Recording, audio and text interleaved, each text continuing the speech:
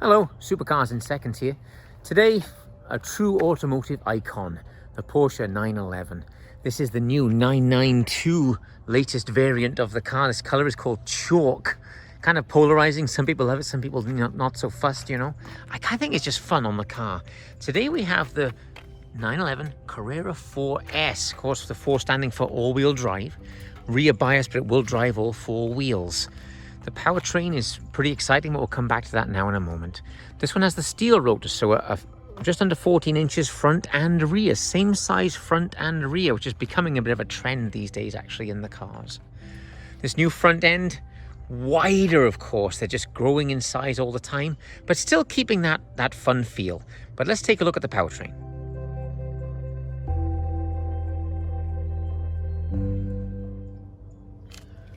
So forever, Porsches have had these front trunk, rear trunk sort of access panels.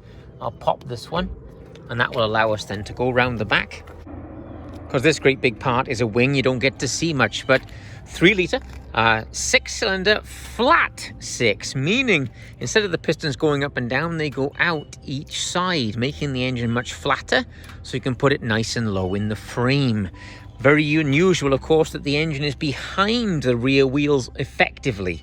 So all of your weight is back here. You'd think that would make the nose super light. But of course, the all-wheel drive one actually feels different than the 2-wheel drive one does.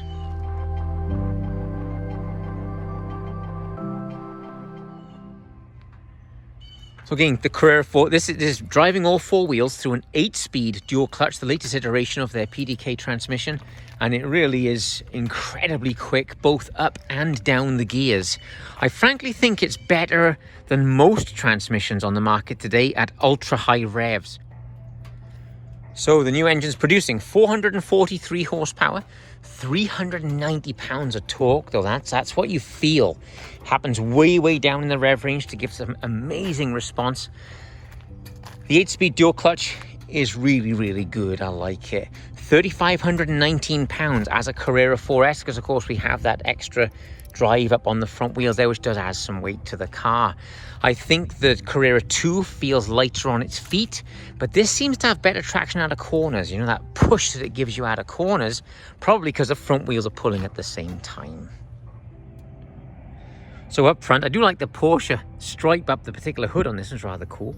So we open that up, and a good sized trunk here, very nice, very useful, and kind of square. Of course, you have this is an all-wheel drive one, so you have a bit more storage sucked up than you might have on a 2-wheel drive one, just because we have an extra transmission up front. And a very cool Porsche-ism, if you like, here. You just push the back of your hand down on the badge, and it clicks it down with a lovely crisp click. And that's a nice thing about the Porsche vehicles, of course, is the quality. The way that they're put together is second to none. Standing at this side profile here, difficult to imagine that the engine's behind that axle. That's crazy, isn't it? You'd think it would be too light on the nose again, but the aero on the car really just works very well. Big 21-inch wheel now. This is a gloss black finish, which looks really cool against the chalk. Just a nice black leather interior, just a nice build, you know. It's not offensive in any way, but just super cool. We'll pop that wing up, and let's take this car out for a ride. So driver's eye view in the latest 911, really a nice place to be, and still keeping some tradition there. We have got digital screens either side of that big tachometer now. This one's kind of fun. Instead of being just black around the edge, they've added the chalk color, the paint color course on the outside. They've added that around the circle of the rev counter. Digital speedo now in the bottom, as well as the speedometer to the side. Kind of unusual in the industry, it does 25 miles per hour at a time. Kind of fun there. Like a lot of the Porsche cars over the last decade, we've gone to this sort of Porsche-shaped key, which is rather nice, metallized, and a lovely weight to it. Just feels like a quality key. I'll put that down over there because we don't need it. We just have here, you climb in and turn this to the right, and that will start the car up for you. All of the buttons have, you can see it here, have this nice knurling on them, which just feel very cool. Fan speed here, just by pushing this forward, will adjust the fan speed. And again, a nice haptic, a nice click to them. So to start the 911, this key is on the left side, over by the door. And of course, years ago, the transmission would be in the center, stick shift. So in Le Mans racing, the endurance racing, he could jump in and be turning the gear lever into first and starting the car at the same time, which they figured would save just a little bit of time and get him off the line just a little bit faster in those endurance races. Really wonderful. I like the Porsche, the crest here on the steering wheel, and the drive modes are here. Now it says here normal, individual. I'm going to turn this little wheel across and it shows Sport Plus. I actually heard the exhaust open a bit more. I'll turn it again and it shows Sport, Normal and Wet. Okay, there you go, and the city start stop has sprung on there as well. So as I adjust this, of course, it changes the car's personality very much. In Sport Plus, you got the most aggressive throttle map, etc, etc. So to take off in the car, again, it's kind of nice, back to the old sort of 60s and 70s look to all the gauges there, which is rather fun. This little wheel here on the steering wheel, I can scroll it down and it will give me different information on that right side of the screen, including the Sport Chrono, of course, to do lap timers and things like that. In G-forces, lots of cool stuff in the display that you can select just by turning that little dial on the wheel. To go into gear, I just put my finger on this and just rock it backwards. It goes into drive then, and we are on our way. Same for reverse, so just pushing it two positions forwards, and she comes into reverse then for us. So again, as I put my hand towards the screen, if you watch the left side of the screen, it brings up the menu without me touching it. Very impressive. I'm going to touch car here. That will open up the car menu where I can select them here rather than using the little wheel, but I think that's more fun to use the wheel. Spoiler on the back, I'll push that and you'll see it raising up on the image. So let's climb outside now and see how the car looks with that big wing standing up. Very impressive because it's full width of the car. And again, it's catching air and throwing it down into that engine. But really a great look from the back now with that big wing elevated. A nice detail on the car, of course, the car is locked right now.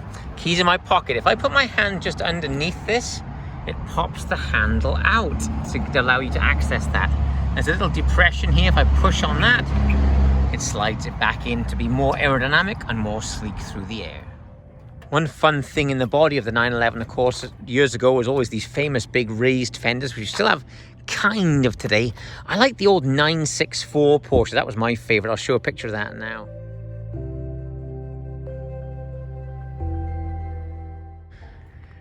And 964, of course, had much higher raised fenders, which just look cool. Cool thing for this generation, though, 992, they are all wide body. There's no flared fenders on the turbo and not on the conventional cars. Every 992 now gets the big flared body, and you can see they've got a clear film here because those front tires are going to throw stones up and bash it. It does stick out that far. The camera might not catch it. There we are. That's a better angle where you can see that every 992 has the wide body now. Very cool.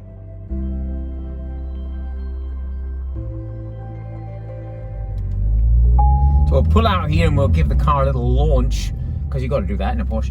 All right, so I'm going to push the brake very firmly with my left foot. Goes to 4,000 revs and just let go. Oh, it's wonderful, man. Boy. Yeah, she's 7.5 seconds to 100 miles an hour as a 4S, and really just feels quicker than that, frankly. I think it's because of that extra traction, you know, it really feels good. Yeah, this thing pushes on you pretty hard. I love it. So for 50 years, the 911 has given the world one of the best sports cars, I think. Even today, she's got a personality, and that's fun. The steering's a little heavier than you would think on a modern car. Still electric, but a heavier feel. I got the little G-force meter up now. So we'll hit the brakes pretty firm again and see what we end up with on the G meter. Ooh, 0.8 of a G, just like not really pushing on it. So it really gives you great information. And the car steering especially, brake feel, all the stuff that you're involved with really give you great feedback. All right, so the time has come to take this car down into old Batman's corner. Let's see how she does. Boy, the all-wheel drive's different. Yeah, better. And great traction. Unbelievably well sprung. Comfortable, but very, very firm. Let's go. Boy, using the paddle there, very impressive. So these big 14-inch rotors, let's try them really hard. Oof, man. Oh, you can see me jolt at the end there. Very, very impressive brakes. So I have a good friend that has this car as a cabriolet, and he loves the car. He told me that for just a low amount of money, you can modify the car and make this nearly 550 horsepower, which is obviously 443 now. It's got to be fun. That sound you just hear is lane mitigation. It's stopping me pulling out of the lane, you know. I normally turn all that stuff off, but whatever. It's clever though. My point, it has all of the modern systems that you'd expect. Really gives you a ton of information. And I think the turbo, of course, these days is getting so expensive. It's 100,000 more than this car. And so kind of his idea of maybe modifying one of these might save you a ton of money and give you a lot of fun. Yes, that new turbo is a monster, but this is a great car. This has great balance and just gives you feedback that a lot of sports cars just don't have today. It's still got the 911 magic. So really been hitting it. This thing is powerful. We're going to click it down. Let's go third gear into this corner. And the turn-in is very, very impressive. No push that you might expect from all-wheel drive and rear engine. Boy, she's powerful. Very, very impressive. I have got some traffic now, but I get a chance to breathe a minute. The power is much stronger than the old naturally aspirated cars, just because it comes in lower. They used to build to sort of, now it's just instantly just maximum power straight away. It really pushes on you very hard, and again the all-wheel drive seems to corner better than the previous Carrera 4s did. This one seems better balanced. They've obviously worked on that, and probably from owner feedback. The Porsche fan club is so enormous around the world that they would never upset them, you know, so they got to make a car that just gives you a ton of feel and feedback. Very long right hand here that never ends, and very little body roll. Just perfect car. So inside this little mode selector down here, there's a button in the center. That's called the Sport Response button. So when I turn around this corner, I'll do a U-turn just here, then I'll hit it, and then I'm going to push the button, and you watch the rev counter and watch what happens when I hit this crazy button. It's absolutely hysterical. It just becomes an animal. It's so much more responsive this way. Absolutely incredible. You can see it counting down. It gives me a little timer there. It's basically giving the car a much more like a track response to the car. I'll explain more about that now. So the Porsche Sport Response button here, obviously got turning the outside dials changes the motor, and pushing the button gives you basically maximum acceleration for a period of 20 seconds. You can turn it on and off during that, which is what I did a minute ago. But during that time, it will find its own gear to give you maximum acceleration for wherever speed you're at. It can drop as many as 3 and 4 gears on its own just by pushing that button. Quite a fun thing. Actually, I think probably my favorite button in the car. So I'm getting addicted to this Sport Response button. I'm going to hit it again. You'll hear it. 19, 18, 17. It goes right up to 7,400 RPM. Into this right-hander here, going a bit too hot, but just loves it. Oof. Man, right on the limit there. Over 1G, it said. Just impressive. Another fun thing, the fuel tank on the front fender. The fuel tank's up here rather than being back there, because of course there's no room. You have those small rear seats, and then your engine and transmission and everything is back here. So there's a 17.6 gallon fuel tank on the Carrera 4, slightly larger than it would be on the Carrera 2, just because she's with the extra transmission, she's going to use a little bit more fuel. So thanks for watching. That's the new 911 992 Carrera 4S. I like it as a coupe. I like the look. You know, it's still got that classic 911 look where the windshield almost seems to go right to the back of the car. This new spoiler is huge and very nice looking. It's still got the 911 magic, as I just mentioned. I think the car has managed to keep its personality, but still incorporate these lovely XLEDs and lots of cool modern details to keep her relevant. And that's something Porsche's done incredibly successfully. Again, thanks for watching. Please check out my other videos. There's loads of good stuff we've done. The 765 from McLaren lately, the Aventador S, lots of cool cars we've done. And I'll see you again soon. Please subscribe to the channel. Thank you.